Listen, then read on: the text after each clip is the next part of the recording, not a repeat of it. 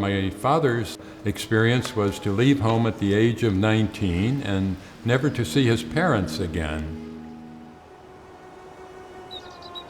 My mother was born in 1897 and my father was born in 1900. Although my parents did not know one another, they migrated at about the same time and came to the U.S. and settled in Hanford, California.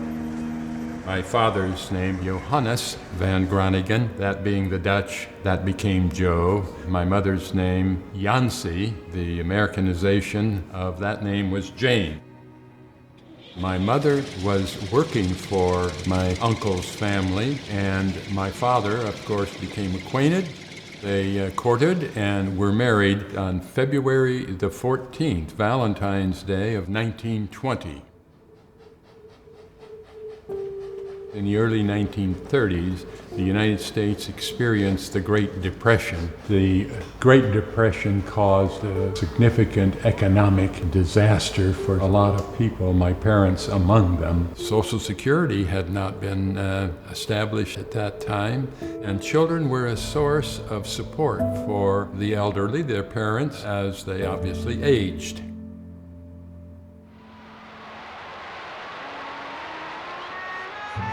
I was the youngest of six, born in 1932. My father determined that I should be named after my Uncle Tom. Like so many immigrants in that day, very few found themselves in the hospital when they were delivering their young, and that was true in my case. A midwife came to the home and delivered me. Born on a farm, a dairy farm, we learned at an early age to milk cows, leveling land or mowing hay or feeding the animals, and to work with horses because that was before the age of tractors. My father tended to be the outside person working in the fields. My mother was a cook who was second to none as far as I was concerned, because she prepared these meals 3 times a day. We never were hungry because my parents slaughtered animals that they raised, whether it was chickens or rabbits or cows. My mother would buy 100-pound sacks of Idaho russet potatoes, and I remember them well, because of the fact that we were obviously poor and never had gifts for Christmas or our birthdays. My dad at that time liked to smoke tobacco and bought large cans. By putting a hole in the bottom and the lid and putting some rocks in it, I remember pulling those cans around, and they made a lot of noise with the rocks inside, and that became a toy. My mother always canned fruit and vegetables in glass jars during the harvest season. And in having done so, I would take the jars downstairs, store them in a cellar, and that would be then serve as our winter food. A car traveling a busy highway alongside the home ran into the house, hit the house, the jars of fruit fell, and almost the entire supply was then ruined. It's one of the very, very few times in my life that I remember my mother crying. The owner of the property that my father and mother were renting at the time was a man by the name, never forget it, Shirley Benedict. He owned partial interest in a cannery, and he became concerned about our family, and so he brought in literally cases of canned fruit, which replaced the fruit that had been spoiled as a result of this accident.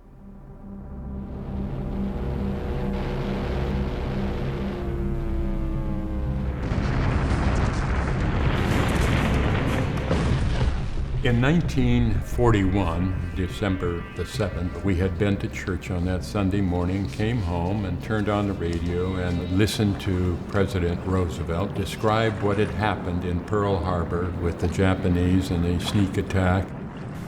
No matter how long it may take us to overcome this premeditated invasion, the American people in their righteous might will win through to absolute victory.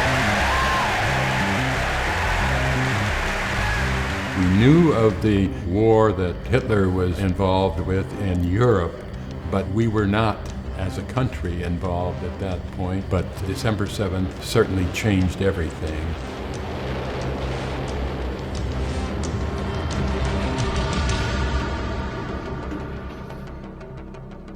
Most Californian Japanese were asked to report and were sent to internment camps across the western part of the United States. Some of those who were placed in internment camps were fellow students in our schools, and I can remember Grace telling me on more than one occasion that she had pleaded with her mother to see if there wasn't something that she could do for her friends who were being interred. Of course, there was nothing anybody could do because that was the decision that was made by President Roosevelt as well as Congress at that point. And the reasons were that if there should ever be an invasion, that it was possible that some of the Japanese who lived here would perhaps side with those invading forces.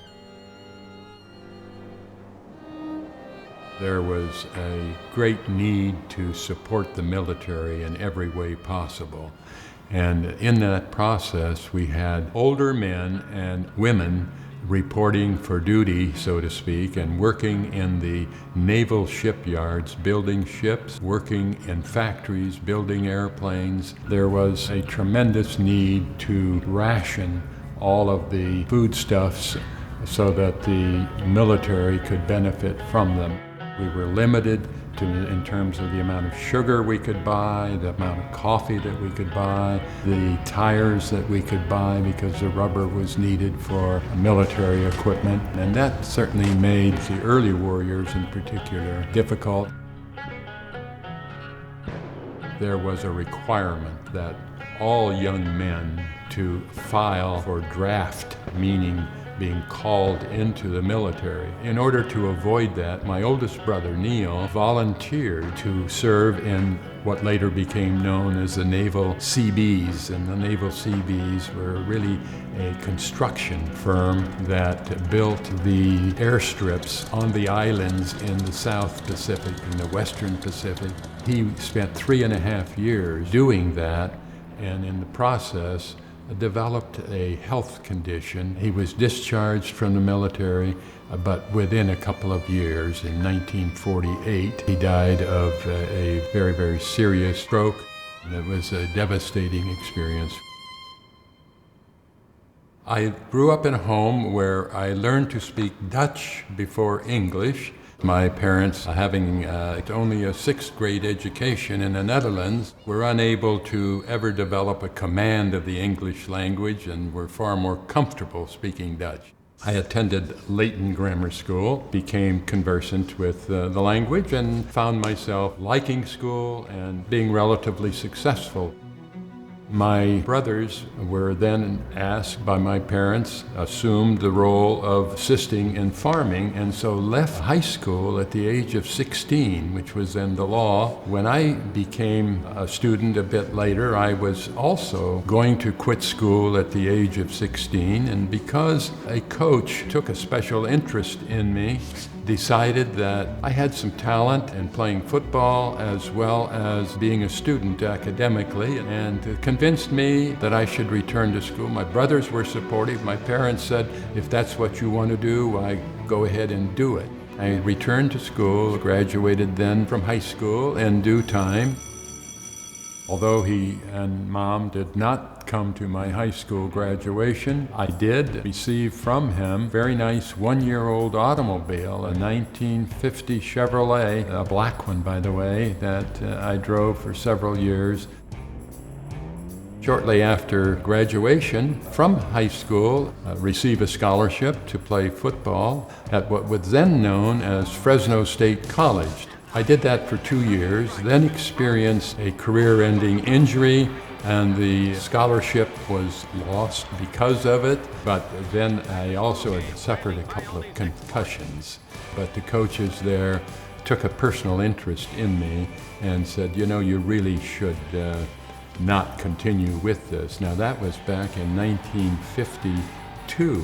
for coaches to have been concerned about concussions then. Some would say that it has adversely affected me, but because of it, I found myself needing a meal ticket, so I married one. Grace and I probably shared a crib in the church nursery since we were both born the same year. I'm often asked about the proposal to Grace, and it was never really an outstanding individual event that resulted in my asking and her saying yes. We both assumed that this was something that was going to occur one day, and as I've often said, there was never a doubt in my mind that eventually I would marry Grace.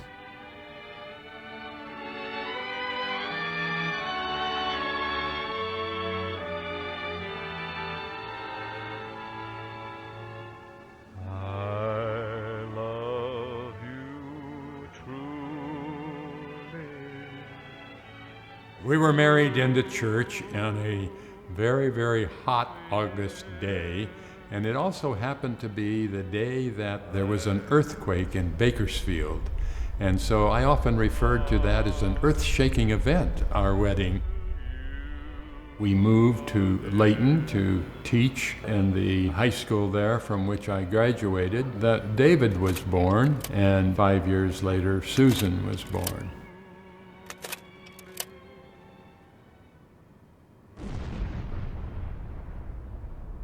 Following World War II, there was the North and South Korean conflict. The communists from China had influenced North Korea, and they were in conflict with South Korea, who were being supported by the U.S. My brother, who was just older than I, spent several years in South Korea serving the troops there as a cook. My next older brother was drafted into the Army and went to Europe and spent 2 years living in Germany. Being the youngest of the family, I had grown now to the point where I was due for the draft as well while I was in college, and the coaches there determined that one way that we might be able to avoid active duty was to enlist in the Naval Reserve. So I was one of several football players who then became Naval Reservists. I was placed in a gunnery unit, and I became a gunner's mate. I had received active duty orders on 2 different occasions, but each of those 2 occasions was in the middle of a semester, and so I avoided serving in active duty, but I did serve 8 years in the Naval Reserve. Following the war, there was a recovery in the economy, and that assisted my family in being able to adjust to a better form of life. They were able then to buy a ranch that was profitable. They then had a comfortable retirement, although brief, because my mother then developed cancer and died at the age of 77, and my father died at the age of 83. So it was not a pleasant time seeing our parents suffer and die during that period of time. My teaching career began in the high school from which I had graduated. I coached football and track, as well as teaching several classes, math, state and local government. There were a variety of courses in a small school where teachers had to teach in a variety of subjects. I taught there for 5 years.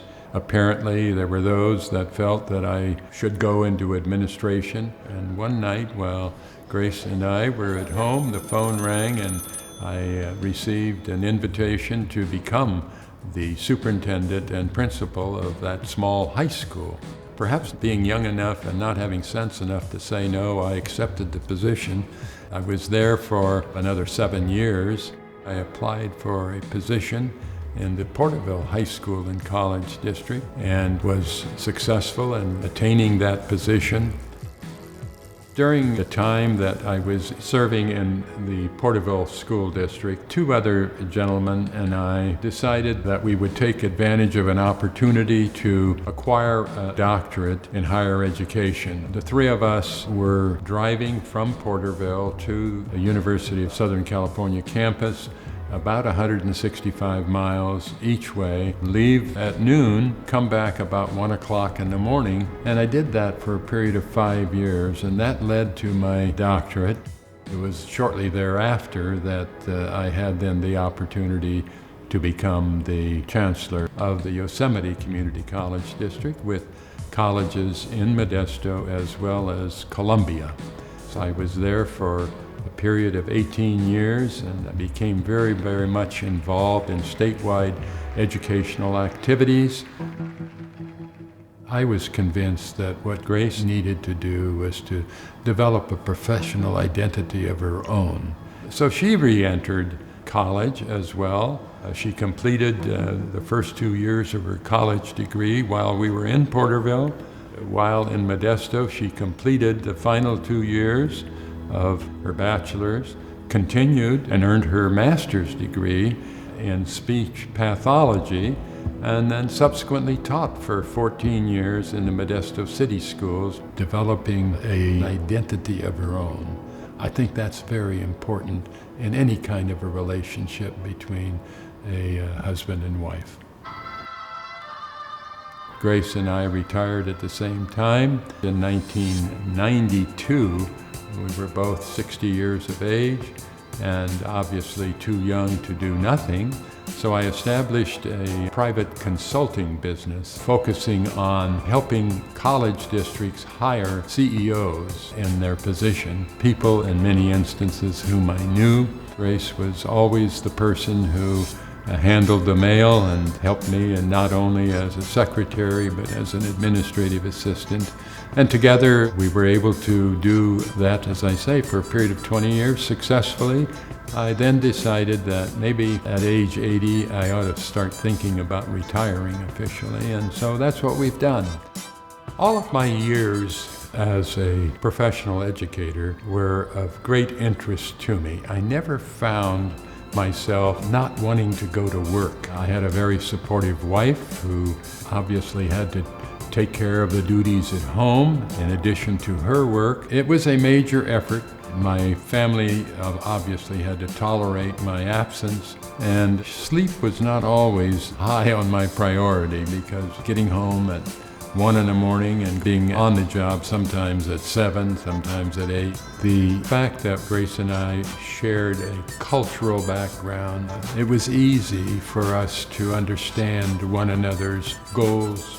And I think that led to a tremendous amount of support that I received from Grace in doing my professional pursuits. The song that was sung a moment ago about the wind under my wings, this is the wind.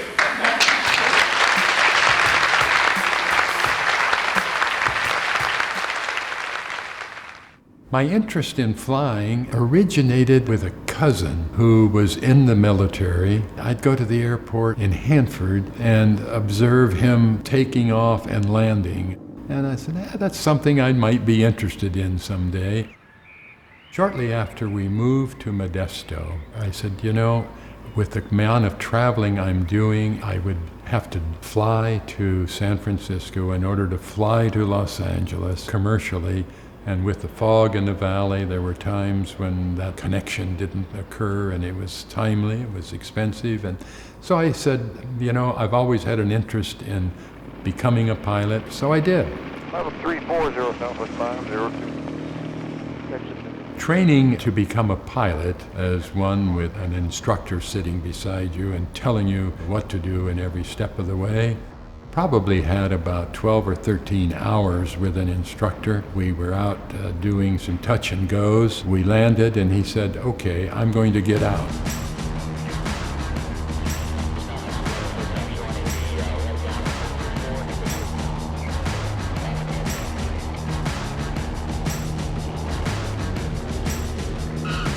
I took off, landed, and took off and landed. Found myself with the experience of a lifetime.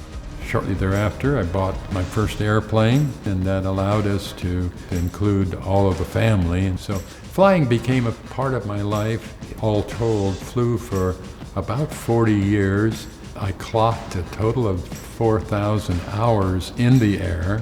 Always felt very fortunate to be able to do that. Another one of the outstanding memories that we have, the opportunity to travel. A good share of that travel has been associated with our children and our grandchildren. Perhaps the first was our 50th wedding anniversary celebration on a cruise to Alaska. Following that, we were able to take the entire family to Hawaii. We were also in the Caribbean, took a cruise there. We traveled to London, England, and spent a week in Holland, and the grandchildren and children were able to experience our roots. We visited the homes where our grandparents were born and where they grew up, and in the process developed such tremendous positive memories and relationships with all of our children and grandchildren.